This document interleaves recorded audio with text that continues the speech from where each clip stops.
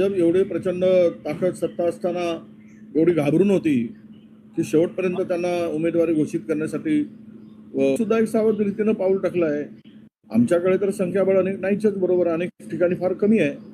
अशा स्थितीत या निवडणुकीमध्ये आम्ही उमेदवार लढतो, उभा करतो आणि ताकदीनं लढतो. चंद्रपूरसाठी शैलेंद्र अग्रवाल नावाचे उमेदवार आम्ही अंतिम केलेलं आहे, असंचं नॉमिनेशन आहे. असं आता मी या ठिकाणचा पर्यवेक्षक आहे. ज्या ज्या ठिकाणी जे पर्यवेक्षक नेमले आहेत ते त्या ठिकाणी उमेदवार घोषित करतील प्रदेशाध्यक्ष. व्यापारी तुम्ही यापूर्वी आरोप केला होता ओबीसी मोठ्या प्रमाणात दिसतात तुमच्याकडे आणि त्यांच्या इकडे. नाही, आमच्याकडचा व्यापारी नाही आहे. तो आमचा किसान सेलचा राष्ट्रीय म्हणजे सचिव आहे आणि दुसऱ्या अंदमान निकोबारच्या 3-4 स्टेटचा तो प्रभारी पण आहे. हा आमचा कार्यकर्ता म्हणून आहे. तो व्यापारी कुठलाच व्यापारी करत आता तरी ठीक आहे, त्याचा छोटा मोठा व्यापार सगळ्यांचाच असतो, पण असा काही मोठा उद्योगपती वगैरे तो नाही आहे. तुमच्या ग्रामपंचायत निवडणुकांमध्ये जर ओबीसीचं आरक्षण 50% वरती जात असेल तर ते रद्द करावाचा निर्णय राज्य निवडणूक आयोगाने घेतला. ओबीसीचं मोठं नुकसान सगळ्याच निवडणुकांमध्ये या अनुषंगाने खास नियम सगळीकडे लागू झाला तर नाही, आता हा नियम लागूच होणार ना.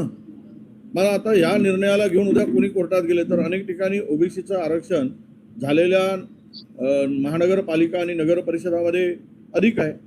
तिथल्या जागा रिकाम्या कराव्या लागतील. नरेंद्र मोदी म्हणतात मी ओबीसी आहे, इथले मुख्यमंत्री म्हणतात माझा डीएनए ओबीसी आहे, आमचा डीएनए ओबीसी आहे. माझा नाही म्हटलं, आमचा डीएनए ओबीसी आहे पक्षाचा. आता पक्षाचा डीएनए ओबीसी, पंतप्रधान ओबीसी आणि ओबीसीवर अन्याय आहे का? देखा, संविधानिक तरतुदीनुसार SC ST ला तर त्यांच्या 100% आरक्षण आपण देतो, परंतु ओबीसीला जे आरक्षण आपण देतो 27%, ची मतं घेतात आणि ओबीसीचं नुकसान करतात. यामध्ये त्यांना जर करायचं असेल तर घटना दुरुस्ती करा, काँग्रेस त्याला समर्थन देईल 50%च्या वर जात असेल. पण ओबीसीला जर त्या ठिकाणी ओबीसीच्या लोकसंख्येनुसार जर स्थानिक स्वराज्य संस्थांमध्ये आरक्षण मिळत असेल तर आम्ही तयार आहोत, पण हिंमत दाखवणार नाहीत. झालेल्या ज्या काही निवडणुका आहेत, उद्या जर कोणी कोर्टात गेलं तर अनेक ठिकाणी .5च्या वर निवडणूक आहे. आता ग्रामपंचायतला फतवा काढला आणि नगर परिषदा घेऊन टाकल्या. निवडणुका घ्यायच्या आहेत विधान परिषदेच्या म्हणून, नगर परिषदा, महानगरपालिका, तिथे सुद्धा अनेक ठिकाणी आरक्षण पुढे गेलेलं आहे. हे फार डेंजर आहे. म्हणजे आमच्या लोकांचा गळा घोटण्याचं कामच सुरू झालं आहे ओबीसीचं. कमर्शियल LPG की रेट बढ़ा दिए, 42 रुपए के बदले 3100 रुपए तक सिलेंडर मिलेगा कमर्शियल. आता कमर्शियल बढ़ जाए कि तो महंगे पे उसका असर होगा, इंडस्ट्री पे इसका असर होगा, होटल्स में जो है उसमें उसका असर होगा. सब होटल्स वाले अपना रेट बढ़ा देंगे, छोटा मोटा व्यवसाय है वो मर जाएगा. ये मारने के लिए इसने पहले तैयारी कर चुके हैं. ये जिस तरह से रेट बढ़ा रहे इसका भी बढ़ा देंगे. अभी डोमेस्टिक का भी रेट बढ़ाने वाले हैं. पहले व्यापारी का बढ़ाते, फिर वो डोमेस्टिक का बढ़ाते. डीजल पेट्रोल के दाम भी बढ़ने वाले हैं.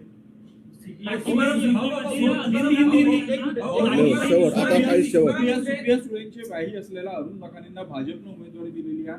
पुन्हा एकदा पाहायला मिळत आहे की पवार कुटुंब राजकारणात कार्यकर्ते आणि पारिवारिक संबंध वेगळे जातात. नाही, त्या पवाराचा काय संबंध आला? म्हणजे पवारांनी उमेदवारी घोषित केली काय? कमाल आहे तुमची. हा प्रश्न भाजपने विचारा ना. तुम्ही पवारांना विचारून उमेदवारी दिली का? भारतीय जनता पक्षाने उत्तर दिलं पाहिजे. मी त्याच्या संदर्भात काय उत्तर देऊ? पण एक आहे की यांना उद्योगपती मोठे लोक यासाठी लागतात आणि स्थानिक कार्यकर्त्यांचा विसर होतो यांना वारंवार. महात्मा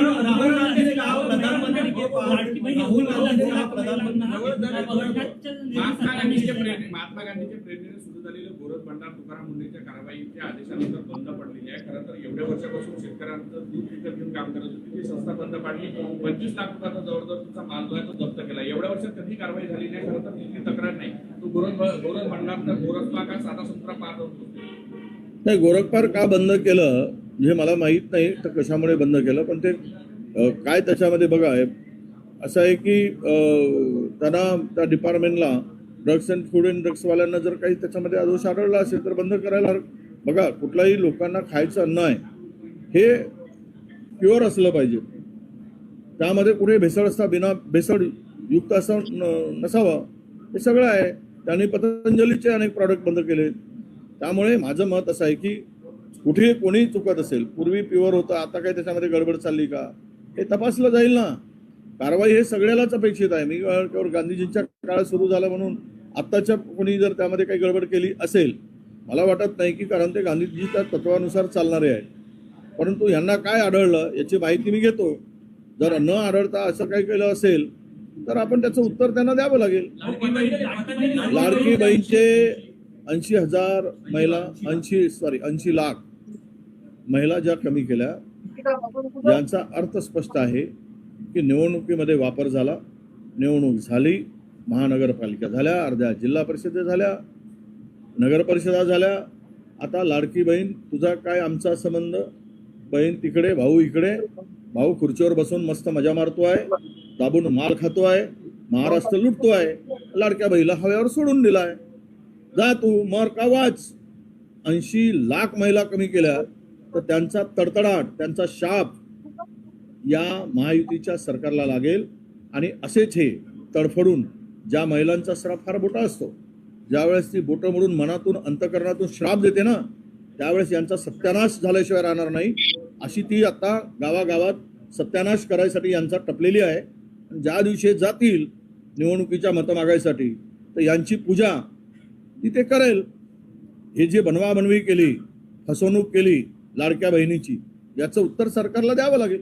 पतंजली समूहाकडून अनेक बरोबर जाहिराती दिल्या गेलेल्या जी काही कारवाई होती, तर लोकांची मागणी आहे की तुकाराम मुंढे निदान 2 ते 3 वर्ष त्या पदावरती त्या ठिकाणी राहू, बदली होऊ नये. आता हे सरकारला आम्ही विनंती करू, कारण तो बाबा रामदेव त्याचं कारण पूर्ण दोन्ही डोळे काही पूर्ण उघडे असतात असं नाही आहे.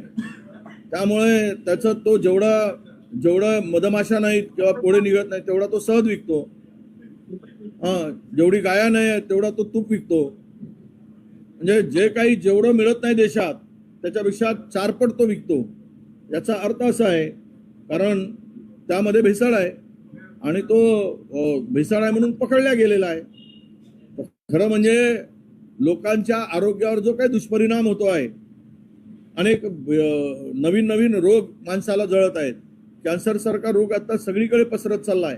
अशा परिस्थितीमध्ये तुकाराम मुंढेंना 3 वर्ष ठेवून हे सर्व भेसळ शुद्ध केलं पाहिजेत, यासाठी आम्ही मागणी करू. भाजपने 4 उमेदवार आयात केलेले दिलेले आहेत जे भाजपचे स्वतःचे नाही या निवडणुकीत. नाही, ते तर अर्धे काँग्रेसमध्ये आहेत. आता मी सगळ्या काँग्रेसवाल्या सांगतो, चला पूर्णच भाजपमध्ये जाऊ आणि भाजपमधून पूर्ण घेऊन आपण वापस येऊ, म्हणजे हे भाजपमुक्त महाराष्ट्र देश होऊन जाईल.